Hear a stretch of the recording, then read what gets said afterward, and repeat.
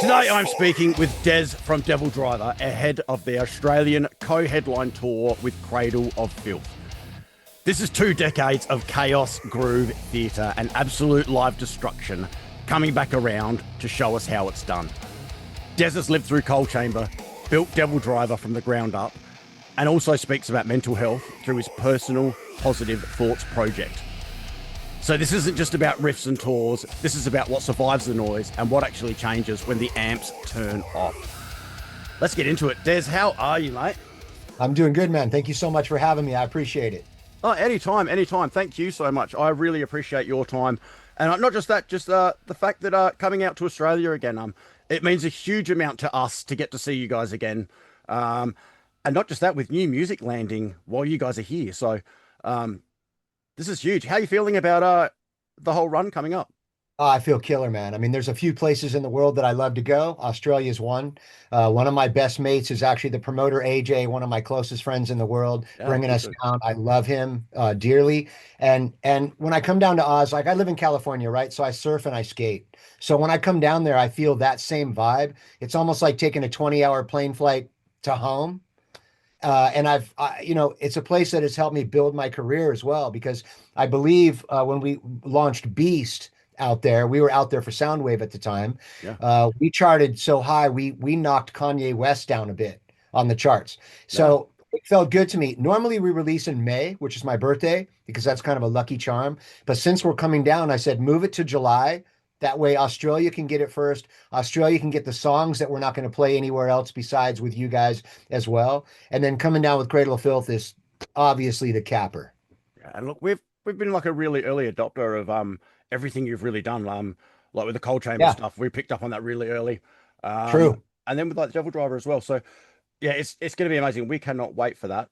Um, Now, on a bit of a personal thing for me, you've been a massive inspiration for me.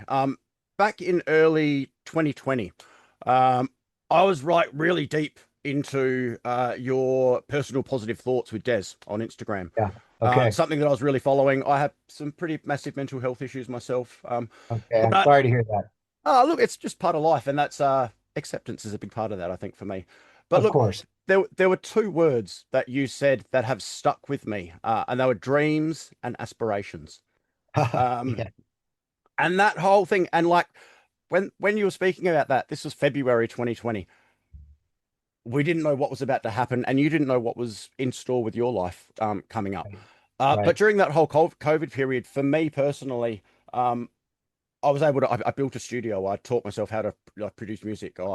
Um, took Great. that time and invested it into skills that I'm still using now, and I wouldn't be doing what I'm doing right now if it wasn't for that. Um, no, I know for you it was a very, very different type of time after putting that sort of Yeah. message out. Yeah. Um, do you feel that after going through all of that, um, do you think that you're a different person creatively now because of it? Oh, absolutely. So first of all, a lot to unpack here, Yeah, right? Um, I started personal positive thoughts with Des on Instagram to come on there every day and just fucking light a fire under people. Uh, because I've had a tremendous amount of pain in my life. It's hard for me to say, right? And if you can give somebody inspiration, and you got to realize that dreams are aspiration, and aspirations are to make dreams happen. So you have to use them. And so that's why I started the page. And so strange that you bring this up, because just a few days ago, I actually got back on that page after yeah, being gone almost 4 years. And I explained why I hadn't been on, yeah, because my wife went through 2 cancers. I almost died from COVID. Then I had vertigo for a year and a half. I had to tear my life down. I had something happen within my camp at a certain period of time when I was in the hospital that made me go, wait, what? Like, and I think that I got back on explaining to people that you can't give of yourself if your well is dry, yeah, right? What do they say when you get on an airplane? Put your mask on first yeah. before you put others on. That's where I was, man. And so COVID was rough. We all lost people. We saw the world shut down. Let's not even go into that. But what I can say is it gave me time to realize that, hey, wait a minute, man. You've been touring since like 94, 95. You haven't been home. You don't even know what it's like to go to bed at 8:30, 9 o'clock, wake up to see the sun. My job is to get to the tour bus before the sun rose. My job here at the house is to wake up before the sun rises, to be sit outside and watch the sunrise every morning and give blessings and gratitude. So it changed my world. Having 2 years to just be home, cook for my family every night, sleep next to my wife, which, I mean, I would do 200 to 250 shows a year. I was gone. I was home 2 months a year, basically. December and January, maybe part of February. That was it. I was gone. So I'm sorry that you're going through mental health stuff. I think that the whole world is in mental health crisis. So you have to stay off the things that get you there. Yeah. Watch the triggers, right? Does alcohol trigger it? Does drugs trigger it? Does your ex trigger it? Do the friends you are who you run with?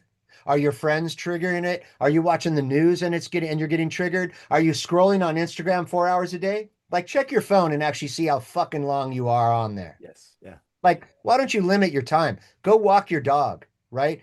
I got into a lot of charity works. I'm just not the guy who puts it out there. Yeah. It's what got me into Freemasonry, is to do more charity work. So I got into that. I got to be home with family. And then I got to really think about my life. Like, what is important? So for musicians, the most important thing, and I think I can attest to this, every singer will say this, is it's always, when is the next tour? What is the next thing? Yeah. When is the next record? How come I don't have this slot? I want to be higher on the bill. Who's going to go on tour with us? What are we doing? Like, I had to stop that train of thought for 2 years over COVID. And actually after that too, with going through the health problems that I had for a year, I mean, I couldn't even walk across the street without sitting down. Um, I cured all that by fasting, to be honest with you. They're like, you need stents in your heart, you need this and that, you're going to have heart failure. And I want you in the hospital tomorrow. I want you to check in tomorrow. And I said, peace out. I'll see you in 3 weeks. Doctor was like, right, I don't think so. But I cured it by fasting, and then getting my head right, just getting my head fucking clear and right. And so um, we're all going to go through things in life. You have to be strong in this world, right? I've had a lot of people in my life take themselves out by suicide. A stepfather, actually, a lot of close friends. And mental health is so very important that sometimes you need to shut down and shut away, is what I call it. Shut down, shut away. No, I'm not taking the phone call. No, I'm not taking the tour. No, I'm not writing music. What are you doing? Does it matter? I'm walking with my dog right now, right? I started to have moments where I live in my neighborhood now for 15 years, right? Where it's like, oh, I just realized, like, that house is painted a really cool color. Or this guy, he's got roses every year. Fuck, those are fucking beautiful. And my wife's like, wait a minute. You just took the time to like see a flower? Like, I'm losing my mind here. I'm like, yeah, don't worry. I'm here. Like, I'm present now. Yeah. So look, I mean, you wouldn't be doing what you're doing now if you didn't be forced to shut down. Yeah. Do I feel that the governments and everybody did it properly? Fuck no. But we're not going to go into that because it was so long ago, and we're here to talk about a new record. We're here to talk about DevilDriver, with a fucking record that I think is career defining, right? But it's good to touch on these things because right now somebody's watching this. Somebody just lost somebody. Somebody's having mental health problems. Somebody had a breakup they don't think they can get through. Somebody, was just out of the hospital and got a fucking defining diagnosis that now is defining their life. Don't let those things define you. Keep your mental attitude strong.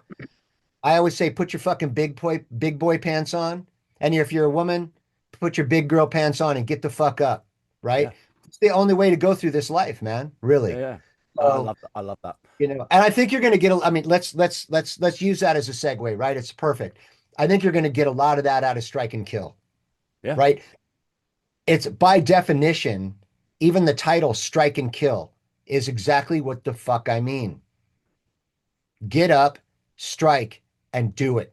And every song is pertaining to a little bit of that on this record. And I wrote this record very quickly, vocally, and I was blessed to be surrounded by, and humbled actually, to be surrounded by the players that I was, right? So Davi, my drummer, Alex, my guitar player, have been with me for a very long time now. My original bass player is back, who wrote the first 5 records with me, right? And now we're best friends after like a 15-year hiatus, whatever it was, which that never happens, right? But we were on the phone one night. It's just like, bro, why are you not in this band? Like, I fucking miss you, and you're such a badass writer. Um, and Gabe joining grew up listening to DevilDriver while he was learning guitar. So he fucking knew exactly what we needed. And I kind of said, look, um, I've only had a few players come in and out of this band out of 30 years, and if I was a business, like whatever, Walmart, like how many people come in and out, right? So I've only had a few players come in and out, but to have a guy to come in that actually knew what the fuck to do, we all sat down and I said, we have to write this record like it's the last DevilDriver record ever, guys, because Fuck yeah. I'm on a train vocally writing that I need something brutal, but something groovy and something different. I need to stay true to who we are, but freshen it up and bring it to another audience as well. And man, when I got the songs, they recorded like 23, 26 tracks or parts of tracks. To even narrow it down to 13 was difficult, but to narrow it down to like the 3 or 4 singles, that was almost impossible for us to do, man. Yeah, yeah. And the next track that we come out with is actually called Dead in the Water. It's going to give you a very fucking old school feel. It's Oh, going to fuck feel yeah. like the first and second record Yeah, I love a that. lot. And that happened organically. Like that wasn't like, we need one like this and we need one like that. No, it was like, what's the bulk of the material? All right, now let me dissect it vocally. Um, and since I'm a guy who writes 2 or 3 verses and 2 or 3 choruses for every song, so if it's not working in the booth, I can immediately switch gears and go to it. Yep. Because if a track isn't recorded like in the first or second take, I move to another song. There's nothing on this record that was labored over. This is all fire in the moment. We Yeah. got it, move on. We got it, move on. Right? What do you want to do? Go to the chorus. You got it, move on. Right? I even was at the point where I said, some stuff needs doubles, and choruses and this and that. We didn't do any of that in the moment. We recorded the record, then came back to figure out what needed doubles or what needed second, not even second takes, but second word stabs or whatever. Because I didn't want to get caught up in the build of the tune. I wanted to get caught up in the energy of what it was, Yeah. what the song is, what energy does it carry? And am I getting through vocally to you? Is the riff getting through to you? The drumming? Which by the way, the guitars and the bass and the drums on this record are fucking unbelievable, man. I'm eternally blessed to over my lifetime be able to play with great people over the lifetime with both of my bands that all do very unique shit. So I feel blessed for that. Yeah. And you have this unique ability to make the listener almost feel like you are reaching through the speaker and grabbing them. And I mean that in the best possible way. There's a honesty and a you don't fuck around is probably the best way I can put it. You are straight up. You give it how it is. And that's what I love about it. Yeah, like I said, there is no fucking around. It is pure Des. Look, Um, uh I'm Italian and I'm a Freemason. You're not going to get any straighter than that. I think when you hear a record and you feel that, like there's some new records that have come out that I've been turned on to that I'm just like, it's obvious that they're labored over. yeah, And it's obvious that even the vocalist, you can hear it's the labor. And if you don't catch it in the first or second take, you're never going to get that honesty and that yeah, visceral viral thing. You're not going to get it, man. Unless you're doing 80s pop music or some shit like that. So with metal, I said to Gabe, it's great. Like Gabe said to me just now on the phone, I typed something. I said, "Oh, bro, sorry, this is what I meant." He goes, "Don't worry, I speak Des," right? Meaning like he understands me. I said to him, I said, "Look, man, you're going to be producing the record, and I love your production." I said, "The one thing you got to know about me is I'm ADHD. I think out of the box, and I want to capture things fiery and in the moment. And if we don't, we will call it for the day or move to another song." And he's like, "Okay." And when he came in, that's the way we started to track. Is like half an hour, 35 minutes, done with the track. All right, are we done? Cool. Let's go to lunch. Not let's listen. Let's add this. What can we do? It's like, is it done? Oh, it's on fire. See you tomorrow. And another thing is it didn't take, a month for vocals. It was like a day a song, an hour a song maybe, and we're done. And I think that between him and I and our relationship, Gabe and I, him and his production, his guitars, everybody else's writing, we definitely captured that on Strike and Kill. I think people are going to love this record. I only listened to it in its entirety the other day driving, and we were driving through the mountains, so I had no cell service, which for me is a fucking blessing.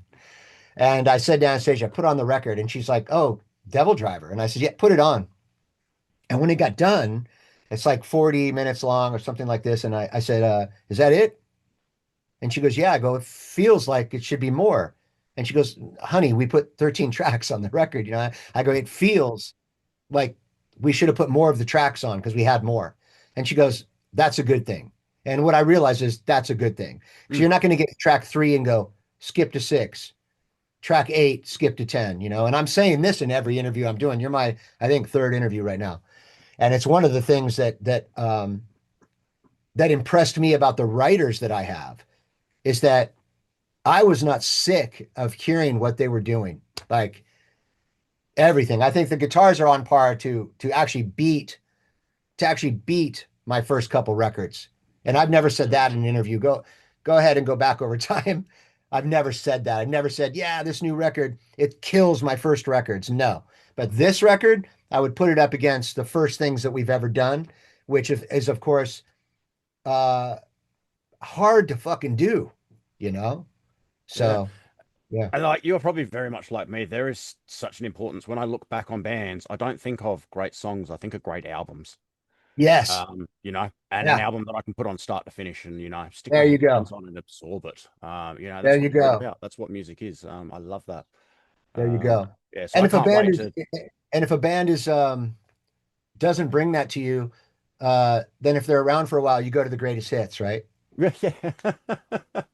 Well, this is true. You This is know, true. like one of my favorite bands, they're just a rock band, but the Eagles, right? Hotel Oh, California, fantastic. right? Yeah. Go listen to their records. They only had 2 hits off of every record, Yeah. right? If that sometimes, to be honest with you. So I'm just like, put on the greatest hits. Yeah. And Yeah. I really don't want to do that. I mean, what's good about Devil Driver is we don't sound like anybody. We don't sound like our influences because I really don't have any metal influences. All of my influences are punk rock, psychobilly, Elvis, like shit that, you know, if I had an influence, and it's why I went into metal from doing punk and psychobilly stuff when I was younger, is because I found Motorhead and realized they were a metal band, Yeah. right? So if I had any like vocal influences, it may be Lemmy, because I can kill Ace of Spades. Like I'll go on stage with anybody at a bar band and just like go, you know Ace of Spades? Like let's fucking go, right? But I don't really my influences never shine through. And it needs to be that way for Devil Driver. I don't want to sound like anybody else. As long as it grooves and it gets through and sounds different than other bands, that's a very important thing for me. And I'm a guy who like I keep my ears to the ground. I hear everything new that comes out. But I'm like, oh yeah, that band and that band, they sound like Cannibal Corpse. Oh, let me hear this new record. That is a blatant Pantera ripoff. Let me hear this. Could you try to be Metallica harder? Right? And it's made me actually respect all of the players that I've had over the years is that they've always done something different. And Devil Driver is a very different band. So, um, and thanks to the people that have listened to us for so long, because, without them, we wouldn't have a fucking, I wouldn't have a career, you know what I mean? Yeah. So, Yeah. and I That's think one they thing. understand that. I think they understand that too. It's one thing I say every time I'm on stage is thanking the people that are there for buying tickets, because if it's not for those people buying tickets, buying albums, buying t-shirts, like we can't do this. And that is Yeah. everything to us. So Yeah. yeah. Now speaking of like shows and stuff, you've had like a pretty massive weekend just gone with Sick New World. Um, how are you feeling after that, especially with Micah returning? How's the whole vibe after the show? Uh, with what? With the Sick New World show. Oh, How that you was feeling after it? insane. Yeah. That was insane. So first of all, for those who don't know, in Cold Chamber, my drummer Mike went through Yeah. cancer, 4-stage cancer at force that should have taken him out. I don't think a lot of people may have survived that. I watched him It's hard for me to talk about. Actually, I may get emotional, but I just hit him every day. Watched him go after it. He's a great father, a great husband, a great man. Uh, when we started, he was 17 in Cold Chamber. So although we bonded on music and we were friends, we were never tight because of the age gap. But now, he's got a mortgage, a kid, wife. We bond on a level that is unbelievable. And watching him go head on and take on the amount of chemo and the amount of things he had to do, and do some other stuff with me on the side that we can't discuss yet while he was going through that was a fucking miracle. Watching him take the stage at Sick New World, watching that show go down, they were singing Sway, which is The Roof is on Fire, 10 minutes before we even came out. Yeah. Between songs, I couldn't even hear myself think, the crowd was so loud. The first person I hugged was Mike, and I busted into tears. I'm not afraid to say it. And I'm just really blessed that he's with us, and people are going to be really blessed to hear what went on while he was going through all of that with Cold Chamber. Again, that's for another time, but Yeah. thank you for asking. That show was magnificent. I got home yesterday, so Yeah. Well, even being on completely other side of the world, we could feel the energy here watching the footage, oh, and seeing it. So, and the emotion behind it, massive. I shed a tear watching. So, yeah, it's thank you, fantastic. thank you, I mean, man. Look, I we're mean, all on that, blessed. We don't know. In Freemasonry, we call it the grand leveler. Like, we don't know when the leveler is going to come. yeah, And after going through my wife, two cancer scares that were not great, me almost dying from COVID, and then me having vertigo, it took me out for a year. And I mean, I'm preparing for a tour. I'm going to leave in a week. Took me out for a year and a half. What I realize is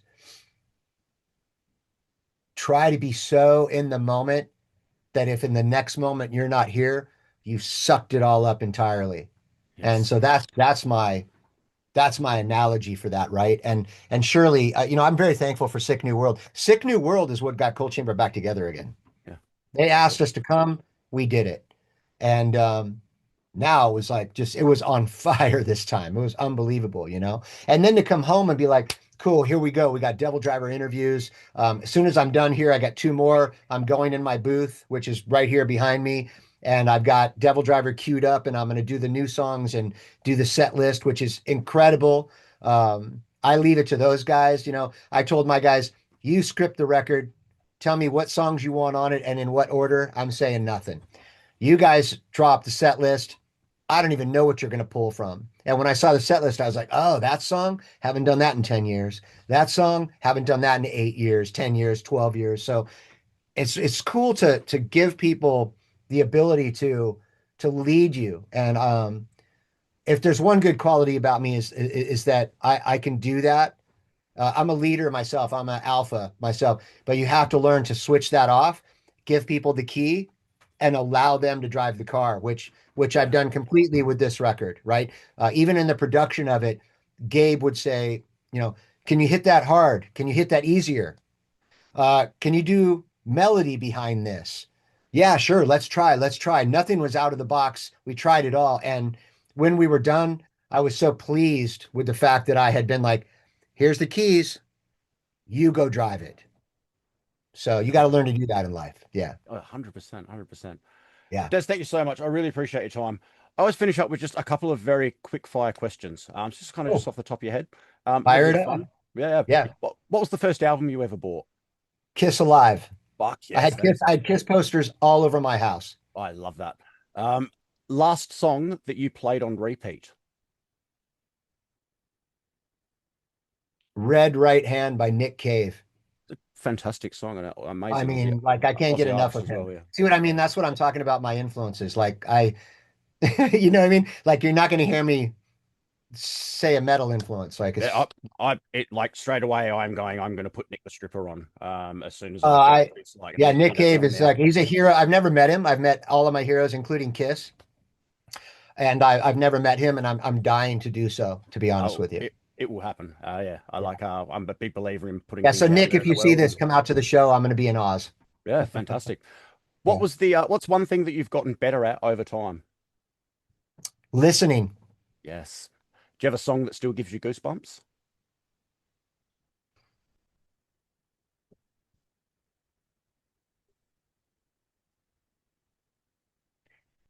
Anything by Elvis. Oh, I love that. Specifically his spiritual record, which Yeah. he did of spirituals, where they said it was going to kill his career, and he still did it, and it was his top record sales of all time. Oh, But I I listened to that love that. record and just spiritually get moved, Yeah. But I believe that God is a part of my life and God surrounds me and all good things. So when I hear that, you know, No, and amazing. you can believe whatever God you want to. So Yeah, yeah, yeah. whatever God, whatever higher power you believe in, cool. But definitely there's an energy throughout the universe. And Yes. I feel like I'm surrounded by it, especially right now. I'm very blessed in life at this point right now to fucking be here, man. I got off the treadmill this morning, ran like 7 miles, 7 miles. And I'm like, here I am. They're like, you're not going to make it. You need surgeries. And it's like, no, fuck you. I just ran 7 miles this morning, and tonight I'll run another two or three. So, Fuck yeah, Des. I love that. Just fucking yeah, killing it at life. yeah. Last one. Yeah, if you could have a dream collab, who would it be? Dead or alive? Anybody you wanted? Oh, it's funny you say Dead or Alive because Pete Burns is fucking amazing from the band Dead or Yeah. Alive. I love uh, a dream collab, Anastasia. My dream collab. Your dream collab. That's a cool fucking question. That is a cool.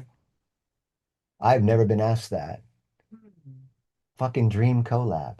Uh, Yeah, man. It's a tough What one. a, It's a tough what a one. fucking cool yeah, you question. with Ozzy. I mean, I've already guested with Ozzy. Yeah, yeah. I I, mean, and knowing like the people you have like worked with and stuff, like I thought it I've really worked with interesting one I've worked with because Leaving from Fear, Ozzy, John Carter Cash at the Cash Cabin where Johnny Cash recorded. So, I'm not going to say I've hit the mountain, but I really that's a I'd have to think about that one like yeah, for a very long I time. love that. I love that. Geddy Lee Yeah. for me. I don't know why. I'd love to work with Geddy Lee Oh, or Prince. Would be yeah. amazing as Well, well. yeah. Well, Prince is huge in this house. We have Oh, about my favorite artist of all we have time. about 350 vinyls, right, Oh, Anastasia? yes. We've got everything Prince has ever done, Love My Prince. my right? all-time favorite artist. Yeah, Des, incredible, yeah. incredible. Des, thank you so much. I really appreciate it. We cannot wait to see you out here in Australia. Album is dropping July 10th via Napalm Records. Tour starts July 9th in Brisbane, heading through to the 16th of July in Perth. I'll be catching you guys in Adelaide. I cannot wait. I really look forward to it, mate. Thank you so much. No problem. You guys get tickets because they're going very quickly. Yes, they If you are. wait last minute, you're not gonna get it. And I'm looking very forward to come down with Cradle of Filth, man. You guys are gonna get a great show. Thank you for your time, and I hope everybody enjoys the record and stay in the moment and live long. Anytime, brother. And thank you so All right. much just for continuing to spread those positive messages. And I'll see you on Instagram. Take care, brother. Too much fun.